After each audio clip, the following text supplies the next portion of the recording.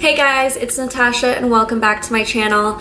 I am coming at you today from my couch. My bedroom's a mess where I normally film in my bedroom and I did not want to clean it. So we're on the couch today. So I wanted to film a hair video and today is going to be more of a chatty style video.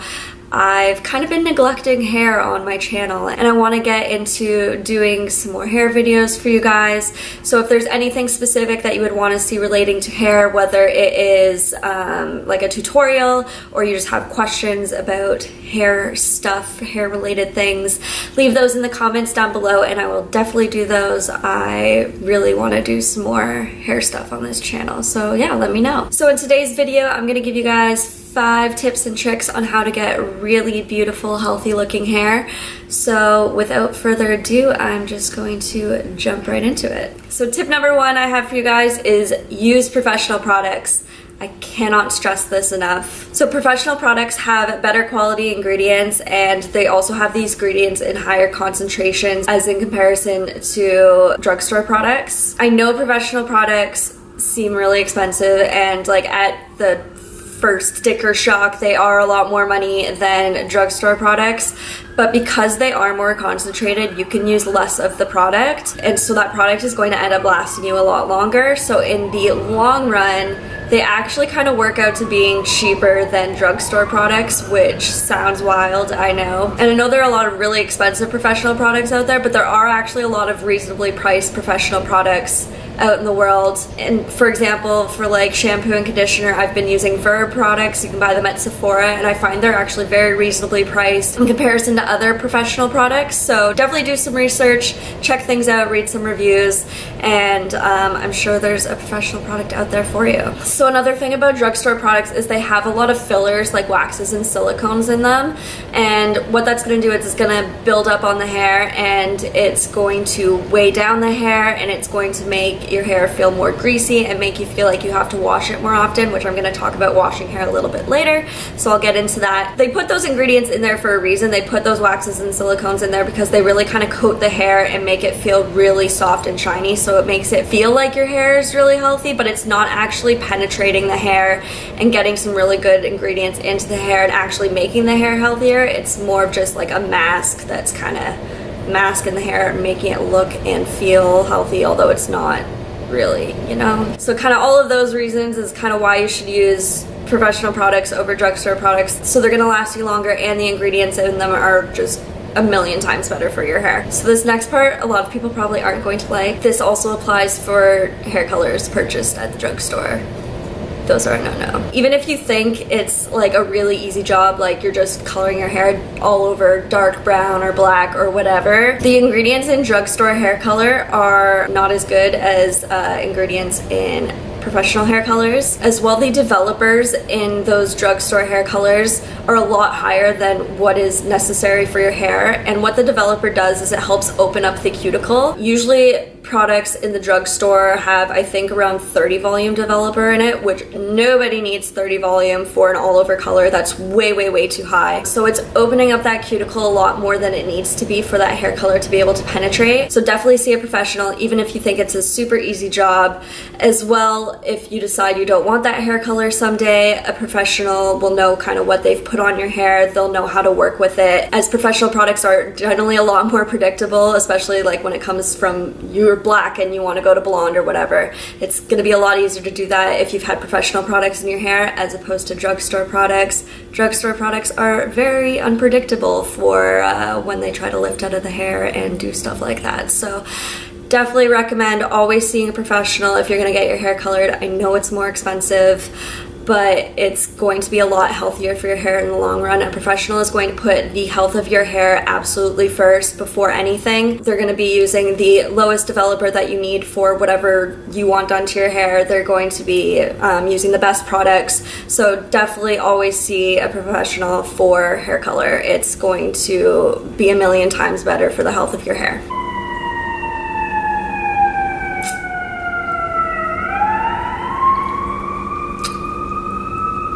Okay, I think we might be okay now. I feel like the camera probably isn't picking it up anymore. Step number 2 is use less product. If you followed my step number 1 and you've switched over to professional products, you should find this very easy. Since your professional products are more concentrated, you don't need to use as much of them. Using more product doesn't actually make it more effective. It will actually lower the effectiveness of the product. So like piling on anti-frizz creams and stuff like that isn't actually going to make it work any better. So try just using a little bit, and you can play around with how much that your hair specifically needs. Generally, really thick, curly, frizzy hair likes more product, and it likes the product when your hair is still really, really wet. So try that out. But if you have normal to fine hair, less product for sure. For my hair, I'd say my hair is pretty thick. It also is pretty frizzy. It's got like, this is my hair just naturally air dried, and I just put like a dime size amount of styling products in my hair, and that's all my hair needs, and that's where it performs the best. I used to use a ton of product. I used to just pile all the products on. Now I've cut it down to just about 2 styling products and just putting a dime size amount, and my hair performs so much better when I do that as opposed to when I would pile on the product. Using less product will actually work better, trust me. As well as when you're using less product, the product isn't going to build up as quickly in your hair, so you're not going to have to wash your hair as often, which I promise you, come into it, it's the next step. I'll explain. And so when it comes to shampoos and conditioners, I usually recommend about a quarter size amount in the palm of your hand. And when you're washing your hair with shampoo, only wash your scalp. Even if your hair is like super long down to your butt, you don't need to wash all the way down your hair. When you rinse your hair off under the shower, rinsing off that shampoo and it rinsing down your ends is enough to get your ends clean. So doing this will help you use less shampoo. As well, it's going to be a lot better for your hair. Again, I will talk about that later. If you feel like after one shampoo, it's not really getting that sudsy on your scalp, don't feel like you have to add more shampoo. What you can try is try emulsifying the shampoo in your hands first before you put it in your scalp, and that will already get the product working, so it should help kind of get sudsier in your hair, so it'll work better in your hair, and then you can use less product as well. If you still feel like it's not getting nice and sudsy, just really quickly rinse your hair like 2 seconds under the shower and then try emulsifying again, and that should work. If not, then you can move on to using a second pump of shampoo, but still use just the same amount, and you probably shouldn't have to do more than 2 shampoos. That should be all you need. So try those. Those will help you use less product, which will also be better for your hair, which I'm going to talk about next. My step number 3 is wash your hair less. One, this will also help you use less product, so you're not going through your professional products as quickly, and you are not wasting them. So the main reason you want to wash your hair less is the natural oils that your scalp produces are actually really great for your hair. They are the best conditioner you can use. If you're shampooing your hair every day, you're stripping away those natural oils that your hair produces, and that's not good. You're stripping away the best conditioner you can have for your hair. So that is the main reason why you want to wash your hair less often, so you're not stripping those oils away from your hair and removing that natural moisture. And like I said, only shampooing your scalp will be better, so you're not really stripping any of those oils from the ends of your hair, which need it the most. And if you are one of those people that washes your hair every day, I would say try to adjust and move to washing your hair every other day. It's not going to be easy. It's not going to happen overnight. It's going to take some adjusting. But the reason you feel like you need to wash your hair every day is because you're removing those oils, so your body feels like it needs to build them up a lot more quickly because it knows they're just going to be removed again. So if you switch to washing your hair every other day, your body will eventually adjust and it'll realize, oh, these oils aren't being immediately removed from my body, so I can take a little longer to kind of build them back up again. Those oils will eventually start to build up less quickly,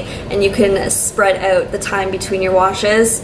I can go a whole week without washing my hair. I know that sounds disgusting, but honestly, like after training my hair, those oils just don't build up, and my hair will actually start to feel greasy before it looks greasy. So if I basically wait until like my hair actually looks disgusting. It'll feel disgusting, like people won't want to touch it, but I actually wait till my hair looks really gross, and I'll probably do like, I usually do a couple days of hair and a ponytail before I actually shampoo my hair. But there are things you can do to help in between washing. So rinsing your hair just with water will help disperse the oils a lot from your scalp down to your ends, which is good, which is what you want. You want those natural oils down to your ends to really help condition your ends, but it's also going to remove some of the oil away from your scalp, so your hair isn't going to feel quite as greasy. So try that if you're struggling with trying to spread out your washes. Just rinse your hair.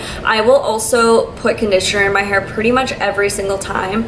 Again, same amount of conditioner that I use with shampoo. You don't need to pile on the conditioner. So I will just use like a quarter size amount of conditioner, and I'll start with my ends, and then I'll kind of massage it up to my scalp, and I find that really helps disperse the natural oils as well, so they're not building up right on your scalp and feeling really greasy. So I find all of that really helps being able to spread out the time between washing, which is going to be better for your hair. Those natural oils are so important. They're so good. So if that still doesn't help, dry shampoo is your best friend. So if you are one of those people that washes your hair every day, give that a shot. I would love to know how it works for you. Let me know in the comments down below. If you have any struggles, if you have any questions, I can help. Just leave me your questions down below. I will try and do my best to help you guys out. Yeah, let me know how it goes. I would be really interested to know if you are taking this tip seriously. Okay, so tip number 4 is be nice to your hair. If you're nice to your hair will be nice to you. So what I mean by this basically is 1, turning down the heat on your styling tools. A lot of styling tools I know go up to 450 degrees. That is way too hot. Nobody's hair needs that high of heat unless it's like really thick and really curly and whatever. You do not need 450 degrees. It's just way too hot for your hair. So definitely turn down the heat. I think I have my flat iron to about 350, so a lot better for your hair, especially if you're using heat styling every day. All the better would be to just avoid heat styling as much as possible. Today I just let my hair air dry, and when I do blow dry my hair, I've got like 3 heat settings on my blow dryers, where I have a hot, a medium, and a cool. I'll use the medium setting as opposed to the hot setting because I feel like it still dries my hair just as quickly, but it's not going to be putting all that heat and damaging and drying out my hair. If you have that option, I would definitely suggest trying that out, as well as definitely turning down the heat on your hot tools. I know not all straighteners and stuff have different settings for being able to turn down the heat. If possible, I would just avoid purchasing those. If you already have one and it works fine, keep using it by all means. If that stops working one day and you're going to buy a new one, try and look into hot tools that have the option to adjust the heat on them. It's going to be a lot better for your hair in the long run. If you are someone that you need to style your hair, if you're prepping your hair from the blow dry, so say you want your hair straight, if you're trying to like blow it out nice and smooth first, that's going to make it so you don't have to use as high of a heat on your flat iron. As well, it's going to be a lot faster to be able to flat iron your hair. The same thing goes for curling your hair. If you kind of blow out your hair and you already kind of get that curl worked in there with a round brush, it's going to be a lot faster to curl your hair. You're not going to have to use as much heat, but as well, these styles are going to last you a lot longer. Sorry, that was my dryer. These styles are going to last you a lot longer, so that you're not going to have to touch up with hot tools the next day. You could maybe go a couple of days before you feel like you need to touch up your hair. Whenever you're heat styling your hair as well, also make sure you're also using some sort of heat protectant. Products don't necessarily have to say they have heat protection in them, because any sort of product you're going to be putting on your hair is going to be coating your hair in some way that's going to provide some sort of heat protection for it. But definitely ones that say they're heat protectant are the way to go. There are a lot of great ones out there. I use one that I'll put in my hair when it's wet before I blow dry.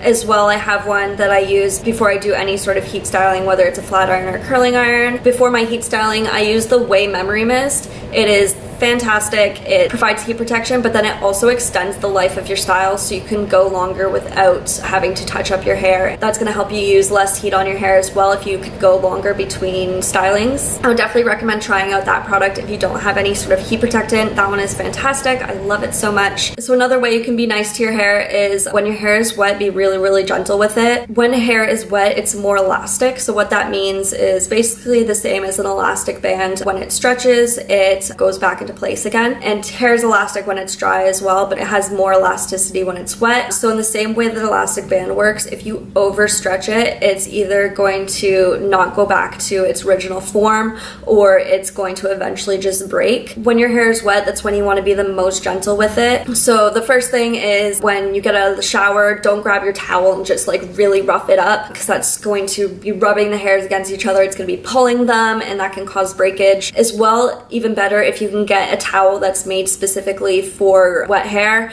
I've got one, and basically what they are is they're a lot smoother of a material. They're not as rough as normal kind of body towels are. So it's a lot smoother, it's a lot softer. Even then, still don't rub it, just kind of squeeze the hair to get the water out of your hair. And those towels are going to be a lot gentler on your hair. They're not going to cause as much breakage. As well, the type of brush you're using when your hair is wet is going to make a huge difference. So I recommend the wet brush. It's fantastic. The bristles on it are a lot more flexible than most kind of paddle brushes, so it's not going to pull on your hair as much when you're trying to get out your tangles. The wet brush just moves through the hair a lot better. It's the greatest detangling brush like ever. I think it works so well. As well, it's pretty painless when you're trying to detangle your hair, so it's a fantastic hairbrush. You can use it wet or dry, but it's kind of designed for when your hair is wet to detangle, that it's not going to cause as much breakage to the hair. And then another big no-no for when your hair is wet is putting it up, especially putting it up really tight. If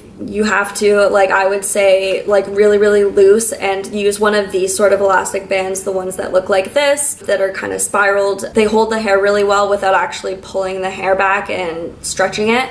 So if you absolutely have to put your hair back when it's wet, I would say use one of these. But the reason why you don't want to do that is if you're pulling your hair back when it's wet, because it's more elastic, it's going to stretch, and then as your hair starts to dry, it's going to go back to the elasticity it has when it's dry, which it's not as elastic. It doesn't stretch as well. So as your hair starts to dry, it's going to shrink back down again, and if it's contained in elastic, eventually it's just not going to be able to shrink down, and what's going to happen is it's going to break. So don't want to necessarily put your hair up when it's wet. So avoid it at all costs, basically. Just be really gentle to your hair. Treat it nicely. Be nice to it, and it will be healthy, and it will be nice to you. So okay, we've almost made it. We're at the last tip. If you stuck with me this far, thank you. Keep on watching. We got a bit more to go. Stick in there. Last tip number 5 is get regular trims. This is probably the most important thing you can do to keep your hair healthy. It's the easiest, it's the best. So hair on average grows about ½ inch a month. So if you are someone that likes to keep your hair around the same length, I would say about every 4 to 6 weeks or so, get ½ inch trimmed off your hair. That's just gonna keep your hair around the same length. It's gonna keep those ends really healthy. Any breakage, it's gonna get rid of it. Any split ends, it's gonna get rid of it. So it's just going to keep any breakage split ends from kind of splitting further up the hair. That's kind of why you wanna get regular trims, to prevent it from working its way up the hair shaft. If you keep it under wraps, if you keep it under control, it's not going to do that. So definitely regular trims. If you are someone that is trying to grow out your hair, you obviously don't want to get ½ inch trimmed off every month, because it's not going to grow. So I would usually say about every 12 weeks or so, so like 3 months, get about ½ inch trimmed off your hair. So if you do some quick math there, you're getting about a net growth of 1 inch. So it's still growing, it's just going to grow a lot healthier. The shorter the time you go in between your trims, the better. It's going to be able to keep that breakage and split ends under control. It's going to prevent them from working their way up the hair shaft, which is going to cause further damage and all of that. So it's better if you can kind of keep it under control, and you're not going to have to deal with those breakage and those split ends, and it's going to be a lot healthier, and it's going to feel a lot better. So yeah, getting regular trims is going to be the best way to kind of keep your hair healthy, keep your ends really healthy. If you're someone that has a lot of breakage already and you're trying to grow out your hair, I would definitely recommend getting as much of it chopped off. Even I know it seems counterintuitive to be cutting off a lot of hair to try and grow it out. If those split ends and that breakage just keeps on working its way up the hair shaft, your hair isn't really going to feel like it's growing. So I'd definitely recommend starting from fresh, I know it hurts. I've been there. I actually just got a whole whack of hair chopped off mine. Like my hair was down to here. It was just so dead and it was breaking so much that I knew it wasn't going to really grow anymore, and it certainly wasn't going to be healthy if it was growing. So I chopped off basically all what was breaking. Now I don't have any more split ends, so I could really start fresh and really grow out my hair and be really healthy. So I would say start fresh and then keep up with regular trims just to keep those ends really healthy. It's going to be a lot better. It's going to actually feel like your hair's growing. So I definitely recommend a really good haircut if you need it, or just making sure you're keeping up with regular trims after that point. Okay, we've got some weird sunlight happening at this point, so I feel like it's time to get this video wrapped up. Those are all my tips for you guys. I would love to know what you guys thought of them. If you guys try any of them out, let me know in the comments down below. I would love to know your thoughts. As well, let me know of any video ideas, whether it's hair or makeup. Anything you guys want to see, leave it in the comments down below. I will definitely do those. I'm always looking for video suggestions, so I want to do what you guys want to see. So let me know what you guys want to see so I can do it. If you haven't already, please make sure you subscribe to my channel. That would make my entire day. As well, if you hit that bell button, you will make sure you get a notification when I upload, which is sporadic and not on any sort of schedule. So make sure you hit the bell when you also hit that subscribe button. All right, that is everything for this video, guys. Thank you so much for watching. I hope you enjoyed it, and I'll see you guys next time. Bye.